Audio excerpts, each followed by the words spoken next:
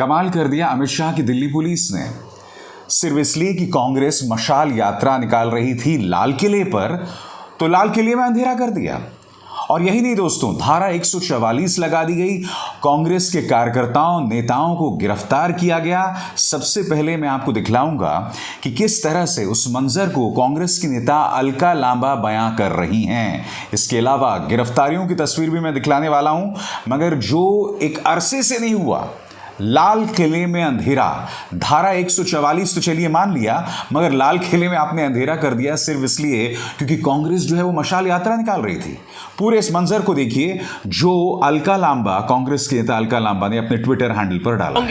आप देखिए 144 धारा लगा दी गई और लाल किले की लाइट बंद कर दी गई है। देखिए जरा अंधेरे में है लाल किला, दिखाइए। लाल किले की लाइट्स भी जो है वो गुल है। दुर्भाग्यपूर्ण है कि 144 धारा लगा देते हैं आजादी के ऊपर, इससे बड़ा हमला क्या होगा। और लाल किले का प्राचीर की लाइटें अंधेरे में है।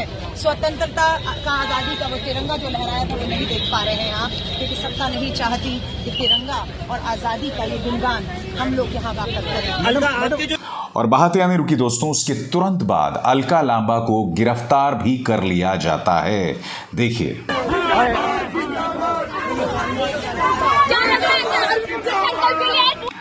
और बात सिर्फ अलका लांबा की नहीं थी, वहां पर कांग्रेस के कई नेता मौजूद थे, केसी वेणुगोपाल, जयराम रमेश। और यही नहीं दोस्तों, मैं आपको ये भी बतला दूं कि वहां पर श्रीनिवासन भी मौजूद थे जो कि कांग्रेस के नेता हैं। उनकी चर्चा भी, उनको लेकर भी एक दुष्प्रचार चलाया जा रहा है, उसकी चर्चा मैं बाद में करूंगा। इसके अलावा राहुल गांधी को लेकर किस तरह के झूठ फैलाए जा रहे हैं भारतीय जनता पार्टी द्वारा, वो भी मैं आपको बतलाऊंगा। मगर सबसे पहले देखिए किस तरह से श्रीनिवास को जो है गिरफ्तार किया गया, किस तरह से उन्हें घसीटा जा रहा है और दिल्ली पुलिस जो है उनके साथ शाही बर्ताव कर रही है, जैसा कि आप इस वीडियो में देख सकते हैं। कुछ देर पहले आपने अलका लांबा को देखा और आप श्रीनिवास को देख रहे हैं कि किस तरह से दिल्ली पुलिस उन्हें घसीट कर ले जा रही है और उन्हें गिरफ्तार कर लिए। एक बार फिर मैं वो सवाल आपके सामने रखना चाहता हूँ, लाल किले को अंधेरे में, अंधकार में ढकेलने की क्या वजह थी? सिर्फ इसलिए कि कांग्रेस एक मशाल यात्रा निकाल रही है? मैं सवाल पूछना चाहता हूं, ये तमाम चीजें 2014 से पहले नहीं होती थीं। लोगों को प्रदर्शन करने का अधिकार है। क्या बीजेपी भूल गई कि लोकतंत्र के अंदर भ्रष्टाचार के मुद्दे पर आपने न जाने कितनी बार उस वक्त की कांग्रेस की सरकार के खिलाफ प्रदर्शन किया? अब आप विपक्ष पर क्यों अंकुश डाल रहे हैं? अंकुश डाल रहे हैं वो एक अलग मुद्दा है दोस्तों। इसके अलावा झूठ का प्रचार प्रसार किया जा रहा है। सबसे पहले आप अपने पूरे स्क्रीन पर देखिए, स्मृति ईरानी कांग्रेस के नेता श्रीनिवास के एक बयान पर प्रतिक्रिया दे रही हैं और इसमें स्मृति ईरानी कह रही हैं कि जो बात श्रीनिवास ने कही वो दरअसल सोनिया गांधी के संस्कार हैं और राहुल गांधी के शब्द हैं, जबकि वो बयान श्रीनिवास ने दिया ही नहीं।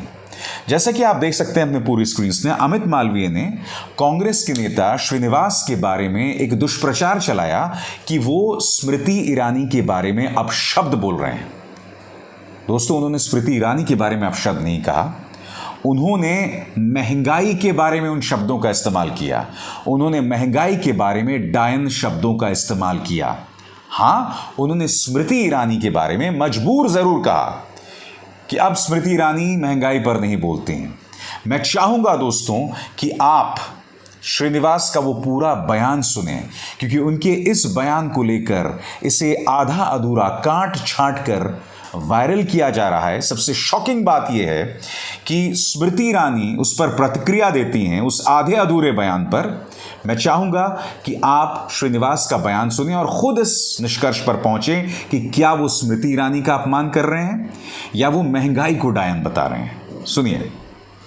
बीजेपी है तो बेरोजगारी, जो महंगाई आम गरीब मजदूर लोग घर में कैसे जी रहे हैं, आप लोग सोचा है क्या?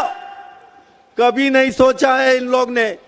बीजेपी है तो महंगाई, हर चीज में महंगाई। यही लोग 2014 में कहते थे महंगाई को डयन बना के बिठा दिया करके। वो स्मृति ईरानी थोड़ा घुंगे बेरी हो गया, मैं उनको कहना चाहता हूं, उसी डयन को, महंगाई डयन को डार्लिंग बना के बेडरूम में बिठाने का काम किया है।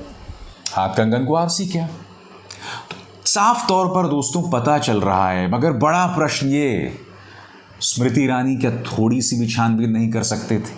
क्या वो बस मौका तलाशती रहती हैं राहुल गांधी और सोनिया गांधी के बारे में अब शब्द बोलने के लिए? मौका तलाशती रहती हैं किसी भी मुद्दे को लेकर। अब सोनिया गांधी के संस्कार पर पहुंच गई, ये तक कह दिया कि राहुल गांधी के शब्द हैं। बड़ा प्रश्न ये है स्मृति जी कि आप सुविधावादी मुद्दों पर खामोश रहती हैं। कहने को आप महिला बाल विकास कल्याण मंत्री हैं, मगर आपके मंत्रालय से जुड़े किसी मुद्दे पर आप बयान नहीं देती हैं। आपका सिर्फ एक काम है, राहुल गांधी और सोनिया गांधी को ट्रोल करो, उन पर अनर्गल बयान दो और उसके अलावा कुछ नहीं।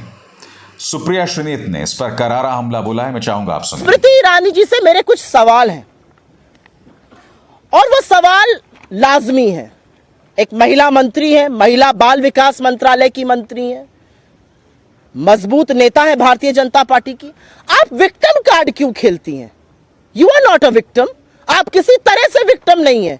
आप एक सशक्त महिला हैं, आप मंत्री हैं, सांसद हैं, आपसे ज्यादा मजबूत कौन है? आप विक्टिम कार्ड क्यों खेलती हैं? क्योंकि विक्टिम तो वो महिला है जो 400 रुपए का सिलेंडर आज 1200 पर ले रही है।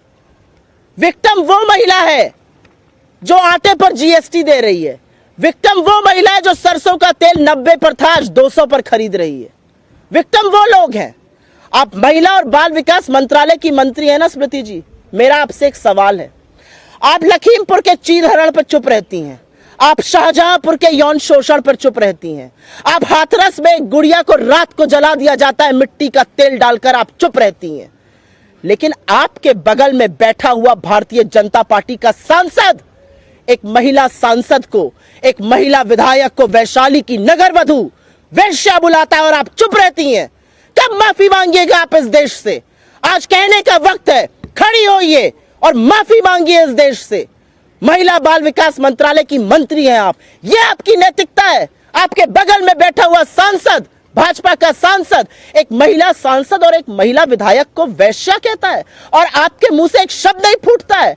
आप अंकिता ठाकुर पर चुप रहती हैं, आप तमाम ऑन रेप केसेस पर चुप रहती हैं जहां पर आपके लोग संलग्न हैं।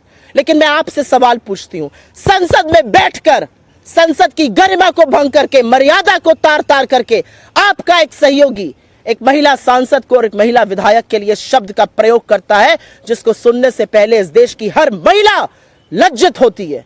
आप चुप रहती हैं। आप विक्टिम नहीं हैं, आप विक्टिम बिल्कुल नहीं है। विक्टिम इस देश की महिलाएं हैं। विक्टिम आज मध्यम वर्ग है जो महंगाई से जूझ रहा है। विक्टिम इस देश का युवा है जिसके पास नौकरी नहीं है। आप विक्टिम कार्ड प्ले करिएगा। आपकी घबराहट और बौखलाहट में मुझे अडानी का बेनकाब होता हुआ सच नजर आता है। मुझे हर कीमत पर अडानी को बचाने की आपकी, आपके प्रधानमंत्री की, आपके मंत्रियों की, आपके सरकार की मंशा और प्रतिबद्धता नजर आती है। बात यहां नहीं रुकती दोस्तों। मुख्य विपक्षी दल के होने के नाते कांग्रेस के सामने इस वक्त ढेरों चुनौतियां हैं। न सिर्फ झूठ के सहारे भारतीय जनता पार्टी के नेता उन पर हमला बोल रहे हैं, जैसा कि अमित मालवीय को मैंने आपको दिखाया, जैसा कि स्मृति ईरानी जो बयान दिया ही नहीं है श्रीनिवास ने, उस पर वो अपनी प्रतिक्रिया दे रही हैं और उसके जरिए सोनिया गांधी के संस्कार और राहुल गांधी की भाषा पर हमला बोल रही हैं। मगर यही नहीं, राहुल गांधी जिन्हें 2 साल की सजा सुनाई गई है और लोकसभा से उनकी सदस्यता तक को खारिज कर दिया गया है, उस मुद्दे पर भी दुष्प्रचार चला रही है बीजेपी। और वो दुष्प्रचार क्या कि राहुल गांधी ने अभी तक इस पर चुनौती क्यों नहीं दी? क्या राहुल गांधी विक्टिम कार्ड खेलना चाहते हैं? क्या राहुल गांधी के पास अदालत में तर्क नहीं है, इसलिए उनकी लीगल टीम जो है वो बच रही है इसे चुनौती देने को लेकर? ये तमाम तरह के दुष्प्रचार कि राहुल गांधी की लीगल टीम में जबरदस्त मतभेद है, इसलिए उन्हें जो 2 साल की सजा सुनाई गई है उसे वो अदालत में चुनौती नहीं दे रहे हैं। इस पर बाकायदा कांग्रेस ने एक प्रेस कॉन्फ्रेंस बुलाई। क्या कहा जयराम रमेश ने, आप खुद सुनिए। ये जो सवाल बार बार उठाया जा रहा है राहुल गांधी जी के लीगल टीम की कमियां के बारे में, मैं सीधा आपको जवाब दूंगा, ये बीजेपी का बहाना है। ये सारा डिस्क्वालिफिकेशन एक मैच फिक्सिंग था। इस मैच फिक्सिंग से ध्यान हटाने के लिए लीगल टीम की खामियां बात हो रही है और बड़े बड़े वरिष्ठ नेता राज्यसभा में और लोकसभा में ये बात फैला रहे हैं कि डिले होगा, कुछ कमियां थी, जानबूझकर ये किया गया। ये बिल्कुल बकवास है और ये इसीलिए किया जा रहा है क्योंकि ये साफ है। और मैंने आपको क्रोनोलॉजी समझाया था, 7 तारीख को भाषण होता है, 16 तारीख को ब्राह्मण मोदी अपने स्टे विड्रॉ करते हैं हाई कोर्ट से, 27 फरवरी को आर्ग्यूमेंट शुरू होता है, 17 मार्च को जजमेंट रिजर्व होता है, 23 मार्च को डिस्क्वालीफाई होते हैं। ये तो बिल्कुल साफ है मैच फिक्सिंग। और इस मैच फिक्सिंग मामले से ध्यान हटाने के लिए बार बार राहुल गांधी जी की लीगल टीम पर सवाल उठा रहे हैं। ये बिल्कुल गलत है, बेबुनियाद है। दरअसल जयराम रमेश इसलिए कह रहे हैं क्योंकि ये दुष्प्रचार कोई और नहीं, देश के सूचना और प्रसारण मंत्री अनुराग ठाकुर चला रहे हैं, इसलिए उन्हें सामने आना पड़ा। मगर आज इस कार्यक्रम के जरिए आपको क्या दिखाई दे रहा है कि मुख्य विपक्षी दल होने के नाते कांग्रेस के सामने ढेरों चुनौतियां हैं। उन्हें भारतीय जनता पार्टी के नेताओं, मंत्रियों, प्रचार तंत्र के झूठ का सामना करना है, दुष्प्रचार का सामना करना पड़ेगा। यही नहीं, जब वो लोकतांत्रिक तौर पर प्रदर्शन करने जाते हैं तो धारा 144 लगा दी जाती है और कांग्रेस के नेताओं को गिरफ्तार कर लिया जाता है। लाल किला, बताइए साहब, रोजे चल रहे हैं, रमजान का महीना है, आपने लाल किले में अंधकार कर दिया। ऐसे कौन करता है बताइए, इतना डर क्यों? और फिर मोदी जी मंच पर खड़े होकर कहते हैं कि एक साजिश रची जा रही है भारत के खिलाफ। हकीकत यह है कि दुनिया देख रही है। इसलिए अमेरिकी विदेश मंत्रालय के प्रवक्ता ने भी कहा कि जिस तरह से राहुल गांधी को 2 साल की सजा सुनाई गई है, उनकी संसद की सदस्यता को खारिज किया गया है, हमारी इस पर निगाह है। अमेरिकी विदेश मंत्रालय ने अपने बयान में इस बात पर भी जोर दिया कि लोकतंत्र के कुछ मूल्य हैं, मानवाधिकार का हनन नहीं किया जा सकता, उन्हें कुचला नहीं जा सकता। कितने दुख की बात है कि अब अमेरिका हमें नसीहत दे रहा है लोकतंत्र के लिए। क्या हाल कर दिया आपने इस देश का। अब उस पर बौखलाना अलग बात है, मगर हकीकत यह है कि अमेरिका अगर इस मुद्दे पर टिप्पणी कर रहा है तो जाहिर सी बात है एक गंभीर समस्या। हालांकि जैसे कि मैंने कई बार कहा है, मुझे अमेरिका की ज़रूरत नहीं है ये समझाने के लिए कि भारत का लोकतंत्र खतरे में है और भारत का लोकतंत्र जो है वो संकट में है। अमेरिका ने तो बहुत सोच समझकर अपनी बात कही, मगर भारत के इतिहास में, पिछले 75-70 साल के इतिहास में भारत का लोकतंत्र इस संकट से नहीं जूझा। इमरजेंसी यानी आपातकाल के दौरान भी भारत का लोकतंत्र इतना कलंकित नहीं हुआ था जितना अब जाकर हो रहा है। अमेरिका को ये बताने की मुझे ज़रूरत नहीं है। मैं इस देश का पत्रकार, जागरूक पत्रकार होने के नाते, इस देश का नागरिक होने के नाते मैं जानता हूँ इस देश में क्या हो रहा है और अपने इस मंच से ये सवाल उठाते रहूँगा। अभिसार शर्मा को दीजिए इजाज़त। नमस्कार। स्वतंत्र और आजाद पत्रकारिता का समर्थन कीजिए, सच में मेरा साथी बनिए। बहुत आसान है दोस्तों, इस ज्वाइन बटन को दबाइए और आपके सामने आएंगे ये 3 विकल्प, इनमें से एक चुनिए और सच के इस सफर में मेरा साथी बनिए।